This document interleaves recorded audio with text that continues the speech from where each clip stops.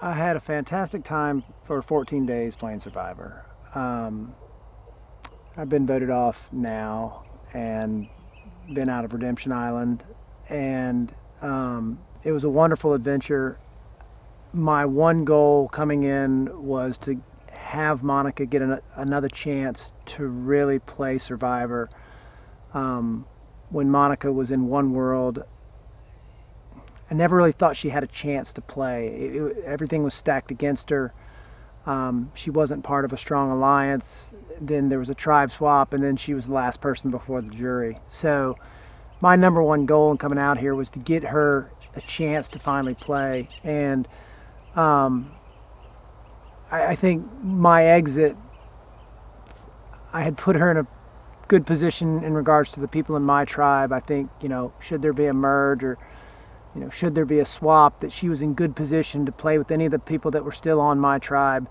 And since we lost, every challenge up to that point, I think she'd put herself in a pretty good position on her side. So that was my number one goal, and that was mission accomplished. It's a bit disappointing in retrospect, thinking about the differences in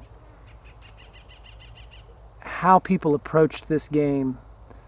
I know that if I was playing with someone with whom I was related to, my brother, my father, my mother, my daughter,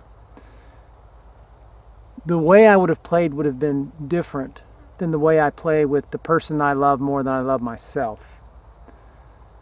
It puts you at a handicap when I'm playing with my spouse on the other tribe.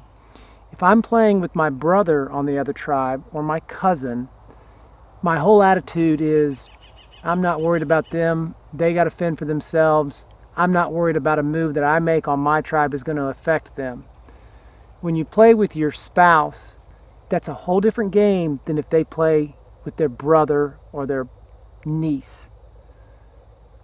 You can be rather selfish in Survivor when you're playing with a brother or a niece. You cannot be selfish when you're playing with your spouse.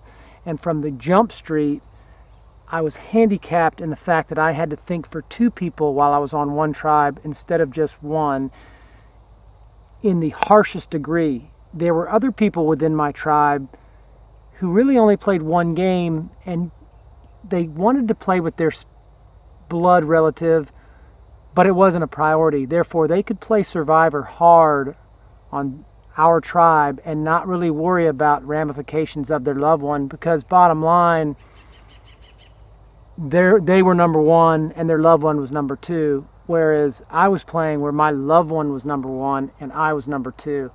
And it's a little bit frustrating that from the get-go, I was handicapped that way.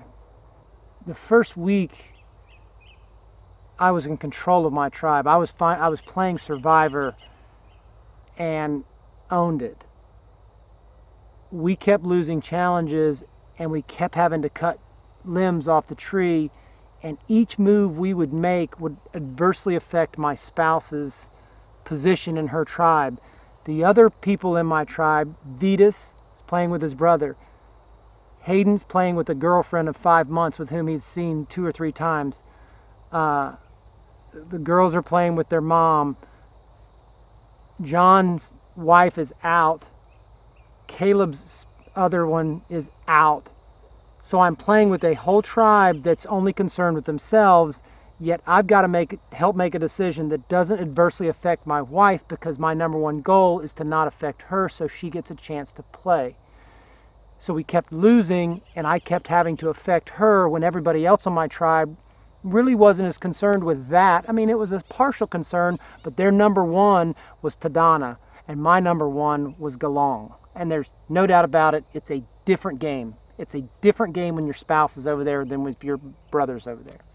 I was a workhorse around camp. I got up every single night to make sure the fire was going. I made sure logs were on it. I provided all the food in regards to the fish for the tribe. I cleaned it, cooked it, fed everybody else before myself. you know, in every challenge, every portion of every challenge that I was in, we won. In the first challenge, we had a minute and a half head start on the puzzle. The puzzlers lost. The second one, we finished the wheelbarrow race with the monkey in the wheelbarrow a minute before our competitors. In the water sumo, I beat my guy and got our first points for Tadana.